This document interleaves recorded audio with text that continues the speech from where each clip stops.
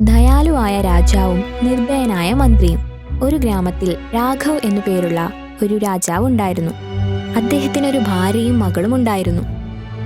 രാജാവ് തന്റെ ചെറിയ കുടുംബവുമൊത്ത് വളരെ സന്തോഷത്തോടെ ജീവിച്ചു. പക്ഷേ മന്ത്രിക്ക് രാജാവിന്റെ സ്വത്തിലും പദവിയിലുമായിരുന്നു കണ്ണ്. അപ്പോൾ മന്ത്രി ഇങ്ങനെ ചിന്തിച്ചു, ഒരുപക്ഷെ രാജാവ് മരിക്കുകയാണെങ്കിൽ അദ്ദേഹത്തിന്റെ സ്വത്തും പദവിയുമെല്ലാം തനിക്ക് കിട്ടുമല്ലോ. രാജാവിനെ വധിക്കാനായി മന്ത്രി കുറച്ച് ആളുകളെ കൂട്ടിക്കൊണ്ടുവന്നു. അവർ കൊട്ടാരത്തിലെത്തി രാജാവിന്റെ മുറിയെ ലക്ഷ്യമാക്കി മെല്ലെ നടന്നു നീങ്ങി. പക്ഷേ രാജാവിന്റെ ദാസി അവരെ കാണുകയും ഉച്ചത്തിൽ നിലവിളിക്കുകയും ചെയ്തു. അപ്പോൾ എല്ലാ ഭടന്മാരും വന്ന് അവരെ രണ്ടുപേരെയും പിടിച്ചുകെട്ടി. എന്നിട്ടവരെ കാരാഗൃഹത്തിൽ അടച്ചു. മന്ത്രിക്ക് തന്റെ പദ്ധതി നടപ്പിലാകാതെ പോയതുകൊണ്ട് വളരെ ദേഷ്യം വന്നു. അയാൾ ഒരു മന്ത്രവാദിനിയെ കാണാൻ പോയി. അവൾ ആ മന്ത്രിയോട് ഇങ്ങനെ പറഞ്ഞു, ഓഹോ, നിങ്ങൾ ഈ മനുഷ്യന്മാരെ വിട്ട് എന്തിനാ ഇങ്ങോട്ട് വന്നത്? ഈ ദുർമന്ത്രവാദിനെ കാണണമെങ്കിൽ കാര്യമായി എന്തോ പ്രശ്നമുണ്ടല്ലോ. മന്ത്രി അവളോട് ഇങ്ങനെ പറഞ്ഞു, എനിക്ക് നിന്റെ സഹായം ആവശ്യമുണ്ട്.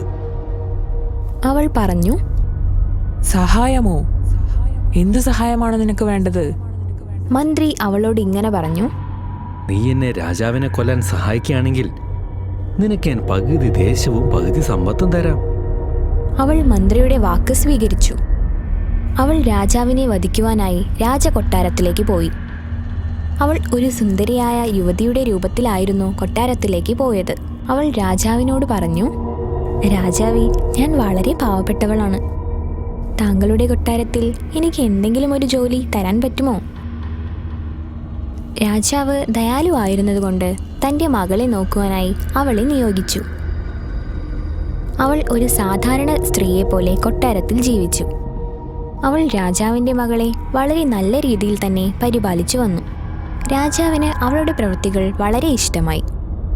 അവളെ സ്ഥിരമായി കൊട്ടാരത്തിൽ താമസിക്കുവാൻ രാജാവ് അനുവദിക്കുകയും ചെയ്തു. അവൾ ഉള്ളിൽ വളരെയധികം സന്തോഷിച്ചു. ഒരു ദിവസം രാത്രി ഒരവസരം കിട്ടിയതും അവൾ രാജാവിൻ്റെ മുറിയിൽ പ്രവേശിച്ചു. ഒരു കത്തി കൊണ്ട് അവൾ രാജാവിനെ കുത്തിക്കൊലപ്പെടുത്തി. പെട്ടെന്ന് അവിടേക്ക് രാജാവിൻ്റെ പത്നി കയറി വന്നു. അവൾ രാജ്ഞിയെയും കൊലപ്പെടുത്തി. അപ്പോഴേക്കും മന്ത്രി അങ്ങോട്ടേക്ക് വന്നു. രാജാവ് മരിച്ചത് കണ്ട് അയാൾക്ക് വളരെയധികം സന്തോഷമായി. മന്ത്രി അവളോട് ഇങ്ങനെ പറഞ്ഞു, ആ പെൺകുട്ടി എവിടെ? അവളുടെ ശരീരം കാണാനില്ലല്ലോ ഇവിടെ. അവൾ മന്ത്രിയോട് പറഞ്ഞു, ആ കുട്ടിയെ ഇപ്പോൾ കൊല്ലാൻ പാടില്ല. അവൾ പ്രായപൂർത്തിയാവാത്തതിനാൽ നമ്മൾ അവളെ എങ്ങാനും കൊന്നാൽ ആ നിമിഷം നമ്മൾ രണ്ടുപേരും മരണപ്പെടും. അപ്പോൾ മന്ത്രി പറഞ്ഞു, പക്ഷെ അവൾ ഈ കൊട്ടാരത്തിൽ താമസിപ്പിച്ചാൽ അവൾ വലുതായി കഴിഞ്ഞാൽ അവൾ ഈ രാജ്യം ഭരിക്കും. നമ്മളെ അവർ അടിമകളെപ്പോലെ കണക്കാക്കും. അവൾ പറഞ്ഞു, നിങ്ങൾ അതിനെക്കുറിച്ച് പേടിക്കണ്ട. ഞാൻ അവളെ ഇവിടെ നിന്നും മാറ്റി കാട്ടിനകത്തുള്ള എൻ്റെ സഹോദരിയുടെ അടുത്തേക്ക് പറഞ്ഞു വിടാം. ഇനി അവൾ അവിടെ നിൽക്കട്ടെ. അവൾ വലുതായി കഴിഞ്ഞാൽ നമുക്കവളെ കൊന്നുകളയാം. മന്ത്രി പറഞ്ഞു. അവർ രണ്ടുപേരും ആ കൊടുങ്കാട്ടിനകത്ത് എന്താ കഴിക്കുക? അവൾ പറഞ്ഞു, അവൾക്ക് തിന്നാനുള്ള സാധനങ്ങൾ നമുക്കിവിടെ നിന്ന് കൊടുത്തയക്കാം. മന്ത്രി അവളുടെ വാക്കു കേൾക്കുകയും രാജാവിന്റെ മകളെ അവളുടെ സഹോദരിയോടൊപ്പം കാട്ടിലേക്ക് പറഞ്ഞയക്കുകയും ചെയ്തു. ദുർമന്ത്രവാദിനിയുടെ സഹോദരി അവളെ തൻ്റെ കൂടെ താമസിപ്പിച്ചു. അവൾക്ക് മറ്റു കാര്യങ്ങളൊന്നും അറിയില്ലായിരുന്നു. മന്ത്രി അവർക്ക് രണ്ടുപേർക്കുമുള്ള ഭക്ഷ്യസാധനങ്ങൾ കാട്ടിനകത്തേക്ക് കൊടുത്തയക്കുമായിരുന്നു. വർഷങ്ങൾ ഒരുപാട് കടന്നുപോയി. രാജാവിൻ്റെ മകൾ സുന്ദരിയായ യുവതിയായി മാറി. കാട്ടിനകത്തേക്ക് റേഷൻ കൊടുത്തുവിടുമ്പോൾ അവൾക്ക് വളരെ സന്തോഷമായിരുന്നു. കൊണ്ടുവരുന്നയാൾ തിരിച്ചു പോകുമ്പോൾ അവൾ വളരെ ദുഃഖിതയായി. ഒരു ദിവസം ഒരു രാജകുമാരൻ വേട്ടയാടാൻ വേണ്ടി ആ കാട്ടിനകത്തേക്ക് വന്നു. അയാൾ ആ രാജകുമാരി താമസിക്കുന്ന സ്ഥലത്തിനടുത്തെത്തി. രാജകുമാരൻ വേട്ടയാടി ഒരുപാട് തളർന്നിരുന്നു. അയാൾ വിശ്രമിക്കാനായി ഒരിടം അന്വേഷിച്ചു കൊണ്ടിരിക്കുകയായിരുന്നു. അപ്പോൾ നദിയുടെ തീരത്ത് ഒരു ചെറിയ കുടിൽ കണ്ടു. അദ്ദേഹം ആ കുടിലിനടുത്തേക്ക് നടന്നു. അപ്പോൾ കണ്ടു, അവിടെ സുന്ദരിയായ ഒരു യുവതി നിൽക്കുന്നു. അയാൾ രാജകുമാരിയുടെ അടുത്തേക്ക് ചെന്നു. എന്നിട്ട് പറഞ്ഞു, ആരാണ് നീ? നീ ഘോരമായ വനത്തില് എന്താണ് ചെയ്യുന്നത്?